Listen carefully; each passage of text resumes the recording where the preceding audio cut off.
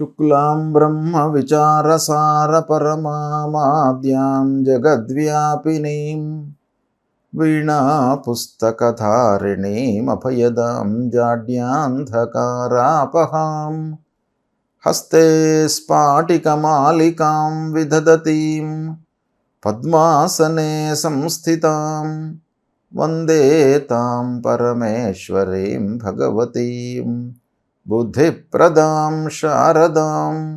శ్రీ మహాగణాధిపతయే నమః. శ్రీ మహాసరస్వత్యై నమః. శ్రీ గురుభ్యో నమః. 2026వ సంవత్సరంలో సింహరాశిలో జన్మించినటువంటి వారికి, సింహరాశి జాతకులకు సంవత్సర గోచార ఫలితము ఎలా ఉంది అనేటువంటి విషయాన్ని తెలుసుకుందాం. సంవత్సర ఫలితాలను ప్రభావితం చేసేటువంటి గ్రహాలు 4: గురు, శని, రాహువు, కేతువు. ఈ 4 గ్రహాల యొక్క సంచారము ఈ 2026వ సంవత్సరంలో ఎలా ఉంది అనే విషయాన్ని మనం చూసినట్టయితే, ప్రథమంగా గురువు 1 జూన్ 2026 వరకు మిథున రాశిలో సంచరిస్తున్నాడు. 1 జూన్ 2026 నుండి 31 అక్టోబర్ 2026 వరకు కర్కాటక రాశిలో సంచరిస్తున్నాడు. 31 అక్టోబర్ 2026 నుండి 24 జనవరి 2027 వరకు సింహరాశిలో సంచరిస్తున్నాడు. అంటే ఈ సంవత్సరం ప్రధానంగా గురువు 3 రాశుల్లో సంచరిస్తున్నాడు. అంటే రాశిత్రయ సంచారము అని అంటారు. ఇక శనేశ్వరుడు ఈ సంవత్సరం మొత్తం కూడాను మీనరాశిలో సంచరిస్తున్నాడు. రాహువు కుంభరాశిలో సంచరిస్తున్నాడు. కేతువు సింహరాశిలో సంచరిస్తున్నాడు. ఈ విధంగా గ్రహస్థితి ఉంది. అయితే ఈ గ్రహస్థితి సింహరాశి వారికి ఎలాంటి ఫలితాలను ఇవ్వబోతుంది అనే విషయాన్ని మనం చూసినట్టయితే, ఇక ఇదే సమయంలో జన్మస్థానంలో కేతు ఉన్నాడు. ఈ జన్మస్థానంలో కేతువు మూలకంగా కొంత మానసికమైనటువంటి ఇబ్బందులు, మనోభావము మారేటువంటి అవకాశాలు ఉంటాయి. అంటే క్షణం క్షణం కూడాను మీ చిత్తం మారేటువంటి అవకాశాలు ఉంటాయి ఈ జన్మస్థానంలో కేతువు మూలకంగా. అంటే అస్థిరత అనేటువంటిది బాగా చోటు చేసుకుంటుంది అనే విషయం మనకి ఇక్కడ తెలుస్తుంది. కనుక మీరు అస్థిరతకు లోను కాకుండా ఒక స్థిరమైనటువంటి దృఢమైనటువంటి సంకల్పంతో ముందుకు వెళ్ళినట్టయితే ఆ కేతు ప్రభావం తగ్గిపోతుంది అనే విషయం మనకి ఇక్కడ తెలుస్తుంది. ఇకపోతే రాహువు 7వ స్థానంలో సంచరిస్తున్నాడు. రాహువు 7వ స్థానంలో సంచరించడం మూలకంగా కూడాను కొన్ని ఇబ్బందులు ఉంటాయి. ముఖ్యంగా ఈ 7వ రాహువు వ్యాపారస్తుల విషయం ఆలోచించినట్టయితే, పార్ట్నర్షిప్లో చేస్తున్నటువంటి వ్యాపారం, మీరు పార్ట్నర్స్తో జాగ్రత్తగా ఉండాలి. ఇంటి లోపల కూడాను అందరితో, భార్య పిల్లలతో, కుటుంబ పెద్దలతో అన్ని విధాలుగా స్నేహపూర్వకమైనటువంటి వాతావరణాన్ని మీరు క్రియేట్ చేసుకోవాలి. అన్యాపదేశంగా మాట్లాడము, ఏదో మాట్లాడడం మూలకంగా మీరు ఇబ్బందులను ఎదుర్కొనేటువంటి అవకాశాలు ఉన్నాయి అనేటువంటి విషయం ఇక్కడ రాహు మూలకంగా తెలుస్తుంది. కాబట్టి కొంత జాగ్రత్తలు తీసుకోవాలి. ఇకపోతే ఇదే సమయంలో సింహరాశి వారికి శనేశ్వరుడి యొక్క ప్రతికూలత ఉంది. శని ముఖ్యంగా 8వ స్థానంలో సంచరిస్తున్నాడు. 8వ స్థానము చాలా ప్రతికూలమైనటువంటి స్థానం. ఈ 8వ స్థానంలో శని సంచరిస్తున్నటువంటి సమయం లోపల మీకు అనుకోని ఇబ్బందులు, అనుకోని ఆటంకాలు, ఊహించనటువంటివి జరిగే అవకాశాలు ఉంటాయి. కనుక శని మూలకంగా మిమ్మల్ని పరీక్షించేటువంటి సమయం అన్నమాట. శనేశ్వరుడు మిమ్మల్ని పరీక్షిస్తాడు. అంటే మీరు ఈ పని చేయగలుగుతారా అనేటువంటిది మిమ్మల్ని పరీక్షిస్తూ, మీకు ఈ సమయం లోపల ఒక జీవితంలో ఒక గుణపాఠాన్ని నేర్పించేటువంటి అవకాశాలు ఉంటాయి. కాబట్టి మీరు కొంత దృఢమైనటువంటి సంకల్పంతో ముందుకు వెళ్ళినట్టయితే ఆ గురు భగవానుడు ఈ శని యొక్క ప్రతికూలతను అడ్డుకొని మీకు మంచి ఫలితాలను ఇచ్చేటువంటి అవకాశాలు ఉంటాయి. కాబట్టి ఈ 8వ స్థానంలో ఉన్నటువంటి శని మూలకంగా ఆలస్యము ఉంది కనుక మీరు ఎఫర్ట్స్ బాగా పెట్టాలి. గురువు ప్రధానంగా 11, 12 జన్మస్థానాలలో సంచరిస్తున్నాడు. అంటే 11వ స్థానం, లాభస్థానం, అన్ని రకాలుగా కలిసి వచ్చేటువంటి స్థానం, మంచి ఫలితాలను ఇచ్చేటువంటి సంచారము 1 జూన్ 2026 వరకు ఉంది.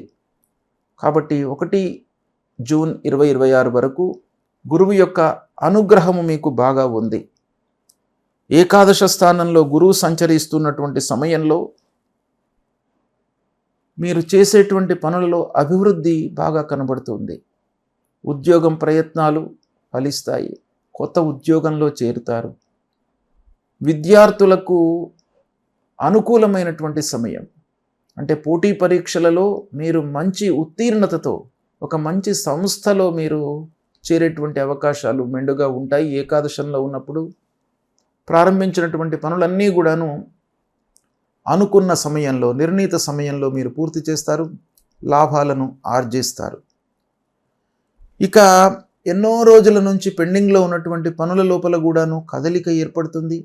అన్ని రకాలుగా మీకు కలిసి వచ్చేటువంటి సమయము జూన్ 1వ తారీఖు వరకు ఈ సంవత్సరము ఉంది. దీని తర్వాత ద్వాదశంలోకి ఎంటర్ అవుతున్నాడు బృహస్పతి. ద్వాదశ స్థానము వ్యయస్థానము. ఈ వ్యయస్థానం లోపల కూడాను మీకు కొన్ని మంచి పనులు జరుగుతాయి. ఖర్చు అవుతుంది, కానీ శుభప్రదమైనటువంటి పనులు మీకు జరిగే అవకాశాలు బాగా ఉన్నాయి. కొంత అలసట ఉంటుంది, పని భారం పెరుగుతుంది. ఈ ఏకాదశ స్థానము, ద్వాదశ స్థానము ఈ రెండు కూడాను మీకు చాలా కలిసి వచ్చేటువంటి స్థానాలు. సింహరాశి వారికి ఇందులో ముఖ్యంగా విదేశీ ప్రయాణాలు మీకు అనుకూలిస్తాయి. ఆధ్యాత్మిక పరంగా మీ లోపల ఒక భావము ఏర్పడుతుంది. పెద్దల విషయంలో గురుత్వం ఏర్పడుతుంది. సామాజిక సహాయ సహకారాలు అందిస్తారు. సమాజంలో మంచి స్థానంలో ఉన్నటువంటి వారితో మీకు స్నేహపూర్వకమైనటువంటి వాతావరణము, పరిచయాలు ఏర్పడతాయి. తద్వారా మీకు అనేకమైనటువంటి శుభ ఫలితాలు కలిగే అవకాశాలు ఉన్నాయి. ఇక ఈ సంవత్సరం అంత్యం లోపల అంటే 31 అక్టోబర్ నుంచి 24 జనవరి వరకు జన్మస్థానంలోకి వస్తున్నాడు. ఈ జన్మస్థానంలో సంచరిస్తున్నటువంటి సమయం లోపల కొంత మీరు ఎఫర్ట్స్ పెట్టవలసి వస్తుంది. శారీరక శ్రమ పెరుగుతుంది. కాబట్టి ఎండింగ్ లోపల మీరు కళ్ళు మూసుకొని ఏ నిర్ణయాలు కూడాను తీసుకోకూడదు. సింహరాశి వారు మిగతా రోజులలో మీరు ఎలా ఉన్నప్పటికీ, ఏ నిర్ణయాలు తీసుకున్నప్పటికీ సంవత్సరం ఎండింగ్లో మట్టుకు కొంత ఆచితూచి నిర్ణయాలు తీసుకోవడము అవసరం.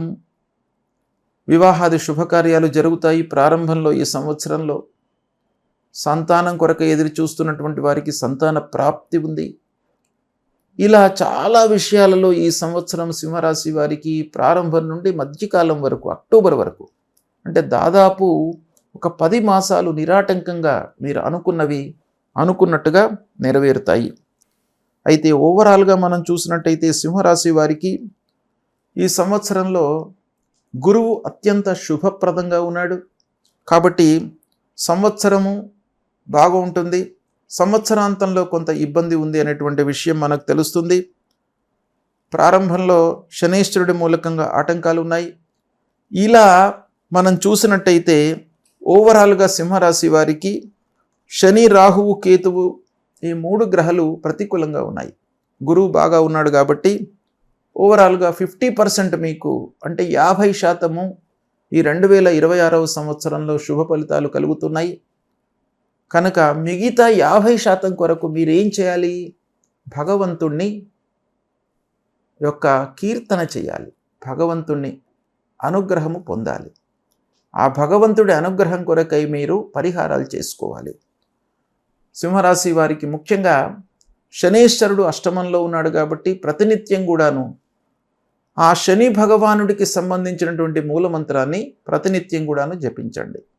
నీలాంజన సమాభాసం రవిపుత్రం యమాగ్రజం ఛాయా మార్తాండ సంభూతం తం నమామి శనైశ్చరం అనేటువంటి ఈ మూలమంత్రాన్ని చదువుకోండి. అన్నిటికంటే కూడాను ముఖ్యమైనటువంటిది శని ప్రతికూలంగా ఉన్నప్పుడు ఆంజనేయ స్వామిని మీరు దర్శించుకోండి. హనుమత్ దర్శనం మూలకంగా మీ లోపల భయము, ఆందోళన ఇవన్నీ కూడాను లేకుండా మిమ్మల్ని ఆంజనేయ స్వామి కాపాడుతాడు. కాబట్టి నిత్యం కూడాను మీరు హనుమత్ దర్శనం చేసుకోండి.